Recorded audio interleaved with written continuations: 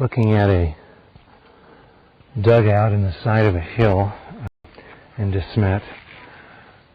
A dugout such as this was used by the Ingalls family, but not here in De Smet. This is an example. The walls inside are made of sod, probably 15 inches thick, and it's quite cool inside, though rather sneaky and buggy, and quite frankly a little leaky. I don't think I'd want to live here very long. These would usually be 6 or 7 years at the most, and meanwhile the family would be working on some sort of shanty. Looking inside the dugout, see the sod walls. Not exactly a place I want to live. Just imagine the snakes and the other critters that would find their way in here through the dirt. A house like this might be used for 6 or 7 years. The Ingalls did build one of these, though not here in De Smet. Many other pioneers did build these in De Smet and all around the prairie. With catalog pages for wallpaper, we're looking at an original claim shanty erected about 12 miles from De Smet by the Prairie family. It's been moved here.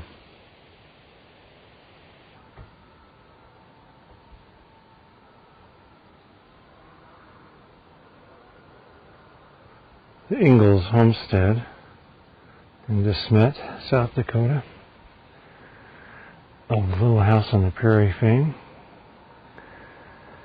Laura Ingalls Wilder wrote 5 of her 9 books centered around this place. This is where they spent most of the time. This is where she met her future husband and married him. And the house there is Rose Lane, and it is named after their little girl, Rose. Laura and Almanzo had a little girl. So this is a rope maker? Yeah. Huh. From 1908. 1908, December 1st. On the hay twister. The hay twister. This is what the Ingalls would have done. Well, pretty much everybody on the frontier would have done. When the train got stuck during the long winter, it was 1881, that winter.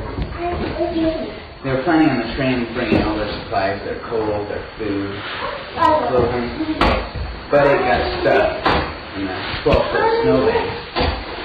This is what they would burn. This is what they would burn in their stoves to keep warm.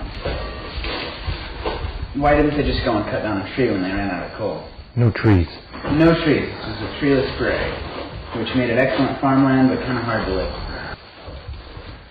So the reason for doing this is to make it a tight bundle and it'll burn longer rather than just going up in a flash. Right. One of these would still only burn maybe 10 minutes, if you're lucky. Mm-hmm. We had to keep 4 or 5 of them in the fire at once to keep it going. How many do they have to keep burning? Say 5 or more at a time to Probably 4 at a time. keep the fire going. So 6 10 periods an hour times 4 is 24 an hour. Times 10 hours a day is 240. Ouch. Very long winter. Very long winter. Laundry was difficult enough in the summer, as you can see here. Imagine doing this in the winter. During a long, hard winter in De Smet, Pa got himself lost during a blizzard walking from this house to that barn, which is about maybe 50 yards.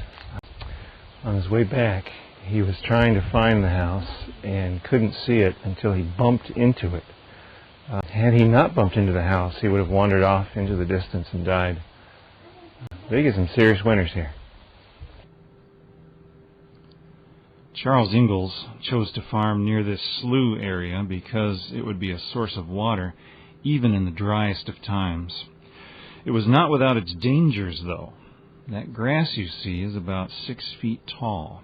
One day, Pa sent Laura and Sister Carrie to town to buy a farm implement.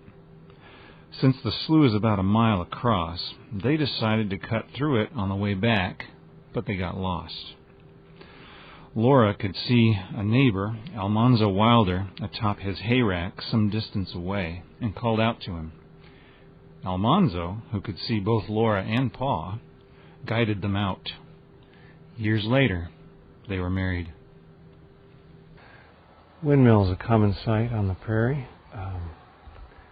Primary purpose of this thing was to pump groundwater up and water the crops. Interestingly, the prairie was thought for a long time unfarmable, unarable. Turns out that there are in some places 20, even 100 feet of topsoil, or there were. But it was the windmill, the water pumping windmill, that really settled the prairies.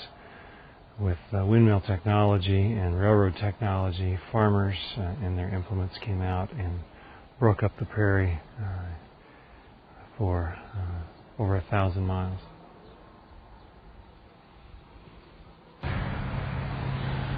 This is the home of Laura Ingalls Wilder and Almanzo Wilder. This is the very home in which Laura wrote the Little House series.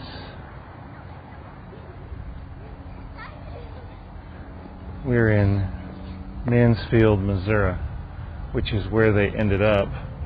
The only successful farming operation the family ever had was here at this location.